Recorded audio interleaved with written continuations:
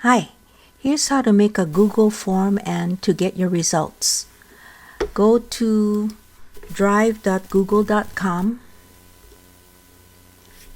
and over in the right hand corner you'll see a link to all of the drives that you are currently logged into. And this is my UH one, and I'm changing now to my HMouse tips, so I just click on it. So now I want to create a brand new form, so I could start here and click New, and in the menu choose Google Forms, and it will give me a blank. So I just start typing sample form, whatever. In the form description, hello, how are you? Me good. Okay, all right, and you can go ahead and type that. The limitation is I haven't figured out how to format, how to do bullets and things like that, but you just make short paragraphs. If you put in a link, bit.ly.com lmpsc practice 2, you don't have to put in the HTTP. It senses it's a link and it'll automatically hot link it for you. Up here in the left, it says just untitled form. So I wanted to use this title. So if I simply click on it, in my list, I will see the name of the form. Otherwise, it'll just still say untitled. So you start with the first question, always name. Here it defaults to short answer, but you could choose a different format if you want. Down in the lower right, click required to make sure that they fill out this question before they submit. The other required I also always put in is email. Okay, you may need to have their phone. Okay, whatever's required. Then I click to add more items. So I can have all kinds of items, and I'll choose first multiple choice, which means a forced choice. Will you come? Okay, and say today, tomorrow, probably never. You know that spelling's no good, right? And this is multiple choice. Then I go to my next one, and I say, which would you like? A checkbox item, which means they can choose more than one answer. And if I wanted to add an other, I could. You see, each one has an add other link. So if you click it, there'll be an other, which will be a blank where people can put in their own answer. So what you do is in the question itself, you tell them to list their exact preference in the other blank below, so they'll know to put that information there, right? So I have a couple of questions here. Let's make a third question. What do you think about allowing elephants to live in our condo? And so you want an opinion here and some text, so we change this one to paragraph. Paragraph will give more lines than the short answer that we use for their name. So we click paragraph. Okay. If you really need to, you can go to something like this. Okay, it's a new item, and we're going to make this a multiple choice grid. Okay, so we say, which do you prefer? And on the left, you would have one set of parameters, blue, green, yellow. And in the columns, they have also choices, big, little, teeny. All right. Okay, so that's going to create you a grid. And that's easy for them to fill. If you would like to have this on a second page, you click the item above it, and then you say insert here a section. So if you click it, and you notice now it'll give you the opportunity to name the section. So we can say here, animals in my coop. And you can give them more instructions here. And this will appear on the next page when they're doing the survey. So it organizes it pretty nicely. Okay, so right now we've got all our questions in. If you need to move a question, see this little grid here, 6 dots, just take it and grab it. See how the cursor changed? And just drag it between the questions where you want it to go. So now we'll make it pretty. Up here, do you see the painter's palette?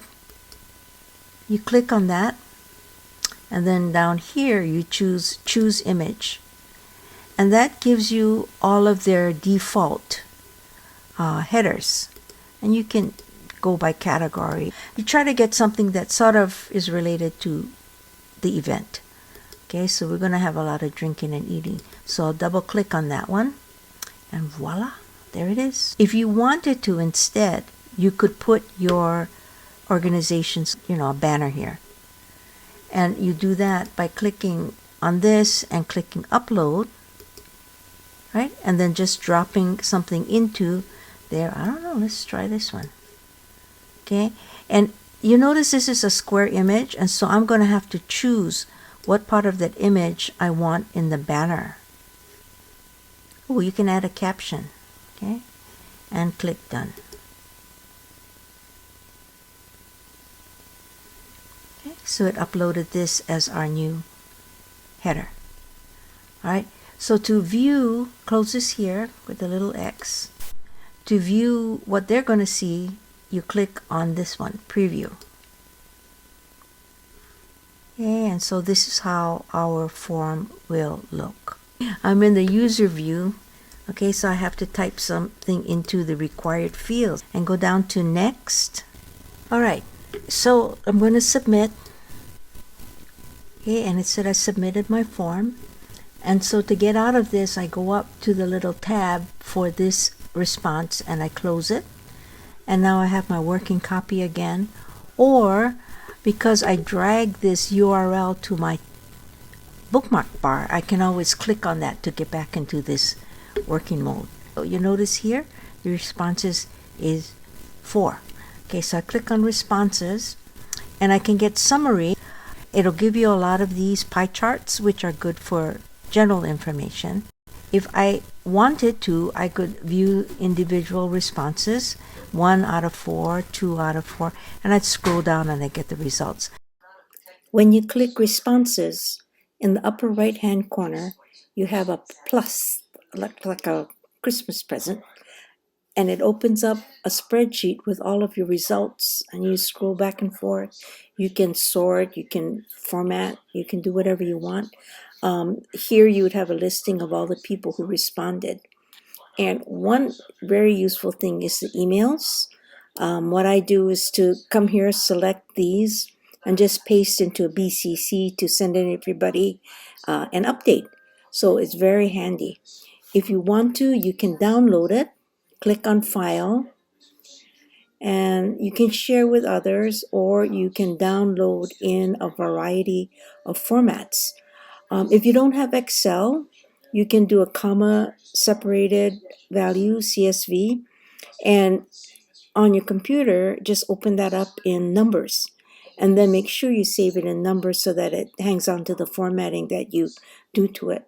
But this time, anytime, you can download and share.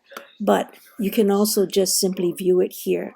Just click on the green Christmas present and voila, here it is. This is my working view. So this is the one that I bookmark on my computer. Okay. For the user, click on preview, and then you have a very long URL up here. So I use the bit.ly URL shortener. Make a free account and then download a plugin that you click on to install, and then it'll put this on your browser tool line. And so now it appears here. So I just click on it. Then you've got here the URL that they gave, okay? And I really want something that's different from that. So I'll say sample mine. Okay, whatever you want to make that makes sense for this event. And click on the bottom here, save. And if it was a good one, it'll say successfully saved. If it says can't use it, it's probably because somebody else has that same URL. So you have to go back and change it here. Okay. Now I'm never going to remember that because I didn't spell it right. It's Smample. Okay. You can also copy it up here and then paste it into notes or something so you won't forget. The other thing I do, you're in any of these, yeah, all the different forms that I have, okay, any of them, you're going to have in the edit mode, gotta press the pencil, the same little purple thing, and that always leads you back to your entire collection. And you can go in and you can click on any of these. And what I do is for each mouse, I keep them because guess what? If I click on them, I can see how many responses we had, and I can also see who responded. And so that's a good historical tool that I use. So that's Google Basics. Watch this video for more tips and more review. Have fun with this. Aloha!